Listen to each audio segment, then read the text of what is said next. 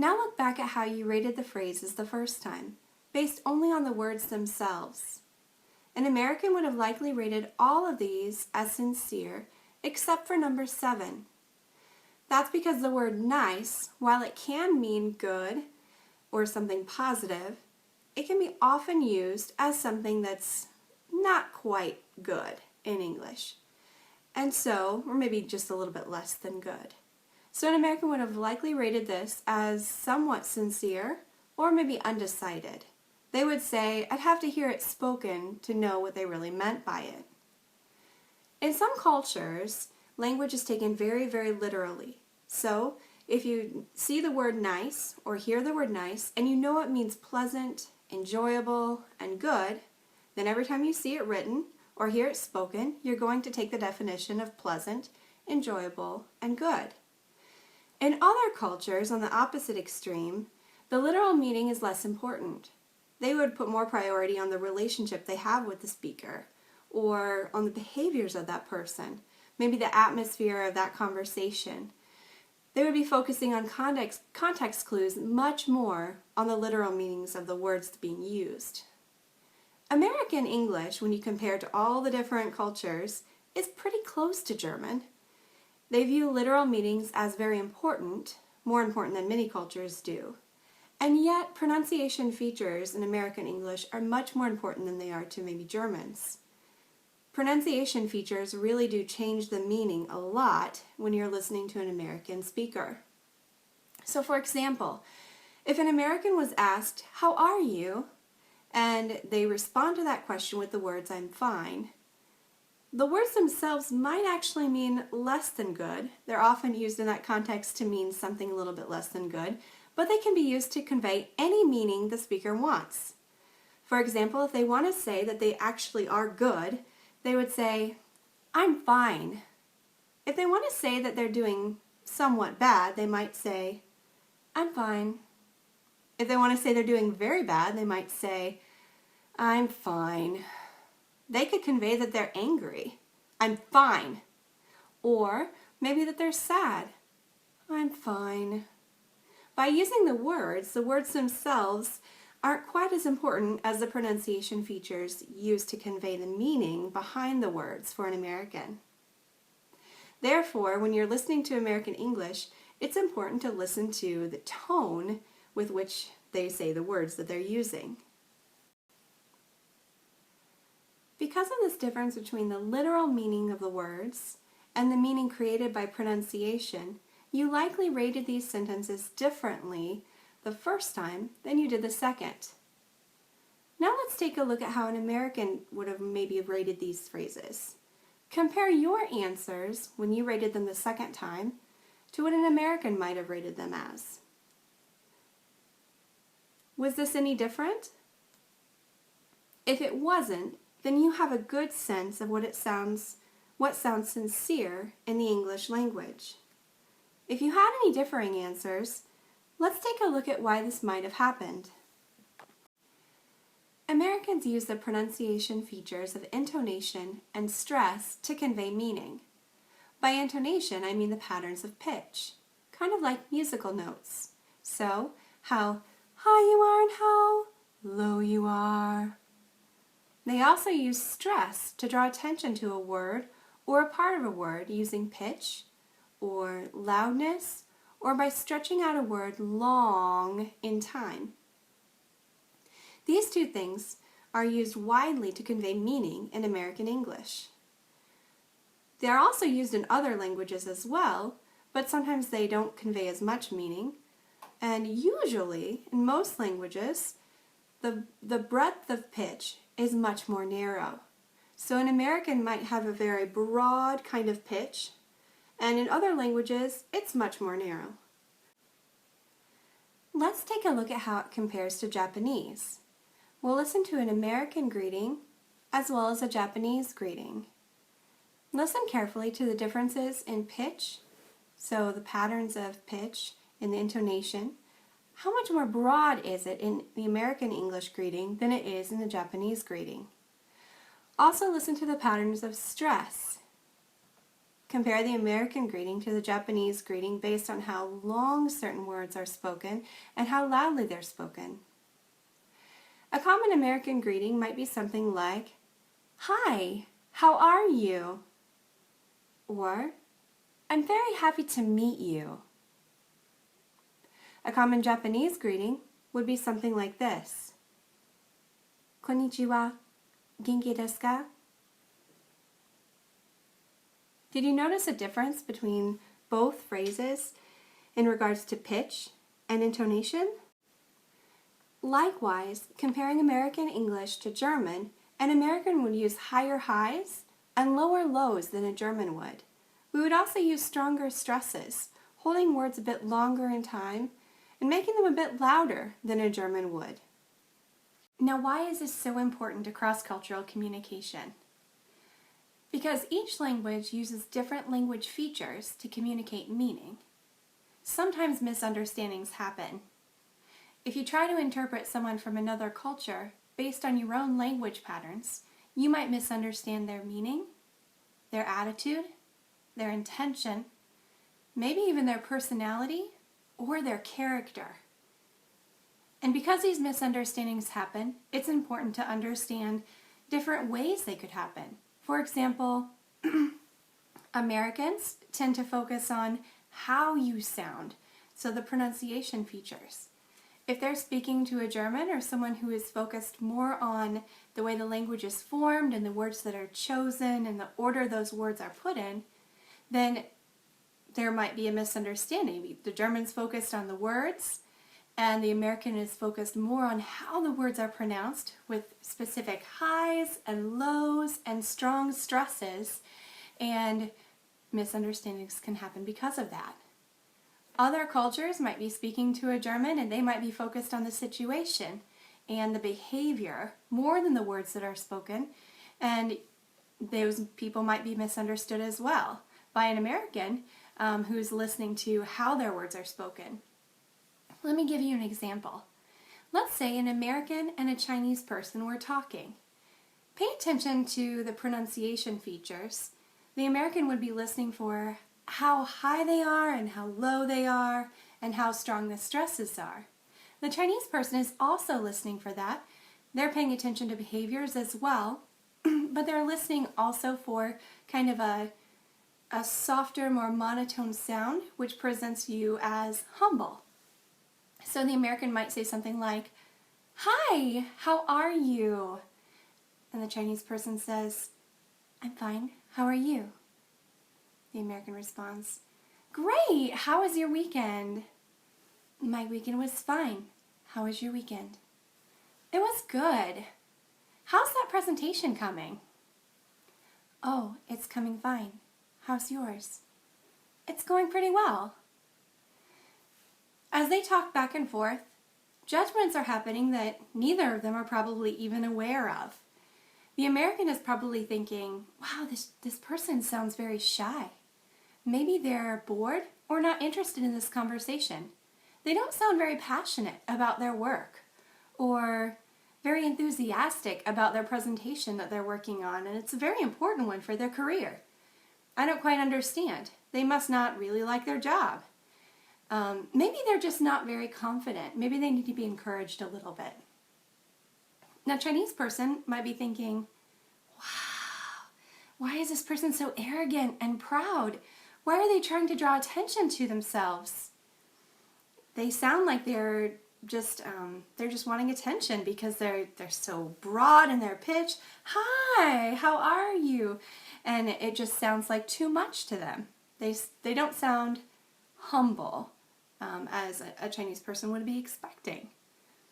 And the American is hearing the more narrow range of pitch, less stress, as not confident, not enthusiastic, maybe not sincere. And the Chinese person is hearing the broader pitch as a bit fake, a bit arrogant, a bit proud. These misunderstandings are happening because of just a difference in what's expected in each culture on how they expect words to be spoken. Pronunciation features, as well as other features of the language as well. And anytime we interpret someone else from another culture based on our own language patterns, without trying to take into account some of these other features that the other person might be dealing with, then we might misunderstand the person, not just what they're saying, but who they are. If the Chinese person wants to speak to an American and sound like who they really are, sincere, interested, and humble, then they might make the mistake of using the Chinese patterns to do so. So if they wanted to say the phrase, "I'm so sorry about that," they might actually say it with the Chinese pattern, "I'm so sorry about that," which would do the opposite for them. They would sound the opposite of sincere and humble. They might sound a bit arrogant because they aren't even trying to sound like they mean the words they're saying to an American.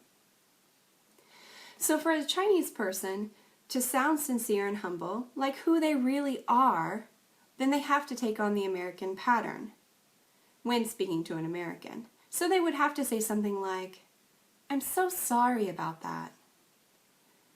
If they do it that way, they would likely feel like it's a bit wrong. Thinking of their own language pattern, they would probably feel like they're being a little bit arrogant and a little bit proud. They might feel like they're changing who they are or their personality. But in essence, they're not changing who they are at all. Who they are just essentially has to sound differently in different languages. Now let's consider the misunderstandings that could happen between an American and a German. If an American were giving feedback on a German's presentation, an American might say something like this: "That was an excellent presentation. You did a really nice job." Whereas a German might say something like, "That was a nice presentation." Now the judgments that can happen here have to do with both pronunciation and word choice. We're not going to deal so much with the word choice, but thinking about the pronunciation, the American would probably be thinking, "Wow, this person wants to be a little bit distant or not caring, definitely not sincere. They want to sound a little bit cold." Thinking of the word choice, using nice is actually telling me that it was something less than good. Whereas the German would likely be thinking, "This sounds a bit exaggerated, a bit extreme, a bit over the top. What's wrong with this person? Why do they sound so fake, kind of like a bad actor?" And the words they're choosing are a bit excessive. Excellent? Really? It was nice. I made some mistakes though. I could have done much better. It wasn't excellent. So going back and forth, they might misinterpret the person they're speaking to or they're listening to. The American might think the person's a bit distant and cold, and the German might think this person is exaggerated, kind of like a bad actress. These things are happening largely because of the language difference, just because we have a broader pitch range and stronger stresses, and we also have a different choice in words. Because these misunderstandings can happen, and they often happen without us being aware of them, it's important to study how we can avoid them. And one way to avoid them is to better learn how to hear the differences of meaning and intention in a different language. So today what we're going to focus on is helping you understand how to correctly interpret the meaning of an American speaker. The intonation patterns and the stress patterns we'll be looking at really are used to convey that the American is being sincere, friendly, interested, and if they're giving a presentation or sharing information with you, then to sound interesting. Let's take a look at how an American produces these differences, and then we'll take a look at how you can interpret sincerity based on them. Take a look at this phrase. "I'm very happy to meet you." Notice there's a big jump up to very and a big jump down to meet. And meet is stressed pretty long in time. It's the longest and loudest word in this entire phrase. General guidelines that you can understand and interpret based on this are that you want to go high on an early important word. And your pitch then is going to go down every syllable after that, with a big jump down at the end. You also want to get louder and longer on the important words. In this phrase, very, happy, and meet are all stressed. Therefore, you're going to get longer and louder on them. Meet, at the end of the phrase, gets the longest stress. That means you'll spend the most time on it, and you'll be the loudest on that one. Now in German, it is not normal to stress or focus on a word that is low in pitch. At the end of most American phrases, the pitch is quite low. And it is also at the end of most American phrases where we get the strongest stress. So this is quite different from German. Notice this rule and pay close attention to it, that toward the end of a thought, when you're speaking in English, you would want to make it very long in time and a little bit louder, even though the pitch is very low. Listen to this phrase. Her husband was drying the dishes. Notice you go up on husband quite high, and then there's a big jump down between the and dishes. Her husband was drying the dishes. Husband, drying, and dishes all get stressed. That's just one way to produce this phrase. Another option would be, her husband was drying the dishes. Going up on the verb is really conveying no different meaning than going up on the noun in the sentence we just listened to. It doesn't matter as much what you go high on as it does matter that you are going high on something and going down low at the end. Let's look at another phrase. The children ran home from school. You could also say, the children ran home from school. Either way, you're going high toward the beginning and then going down low at the end. That's the general pattern. You're also strongly stressing probably the last word, school. The children ran home from school. It gets the longest amount of time, even though it's the lowest in pitch. Now let's listen to a longer phrase. Great presentation. The information you shared is critical to the success of the project. Thank you for taking the time to explain it in detail. You notice a lot of highs and lows in this longer group of phrases, and a lot of stresses. All of these convey sincerity and interest, like you mean what you're saying. Longer phrases like these are often divided into thought groups of 6 to 8 syllables.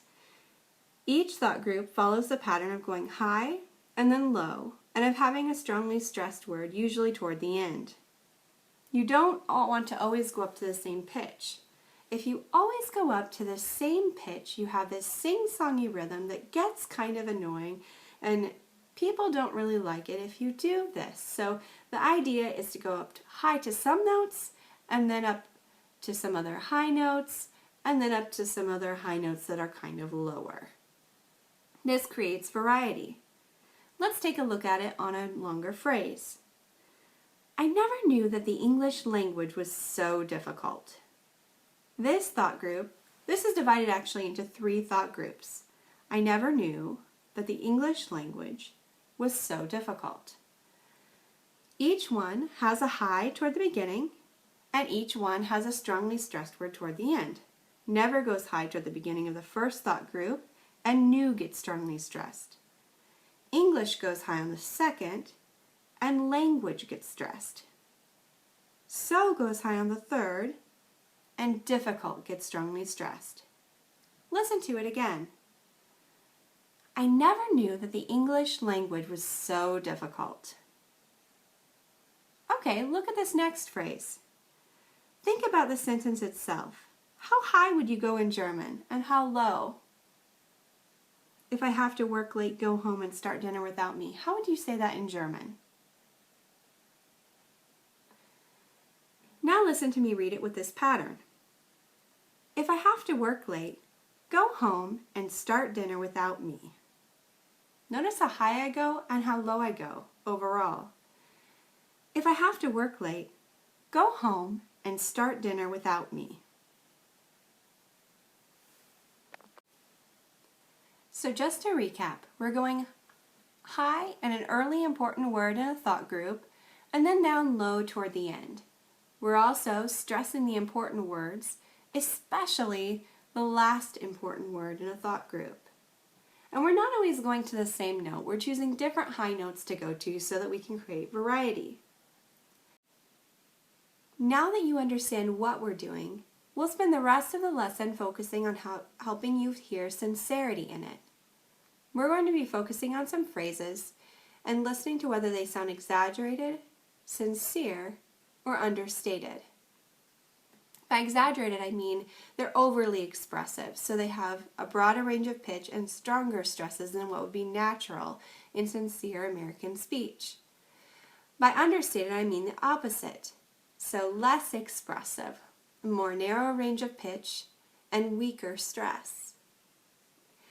Now, sounding exaggerated or understated doesn't necessarily mean the person is being insincere. What normally happens, though, is that they're interpreted as being insincere, or they're just not believable when they're exaggerated or understated. A person who just has a personality, is very exuberant, or maybe a person that's especially excited about something might say, "I'm so happy for you," and they're really being sincere. Someone close to them would probably interpret them as being sincere, but they do run the risk of being misinterpreted for exaggerating too much. Likewise, a person who is understated could say, "I'm so happy for you." And many people would interpret that as being insincere. But maybe the person was just especially tired that day. Maybe they were sad. Maybe they're just a not very expressive person, and someone close to them would likely interpret them correctly.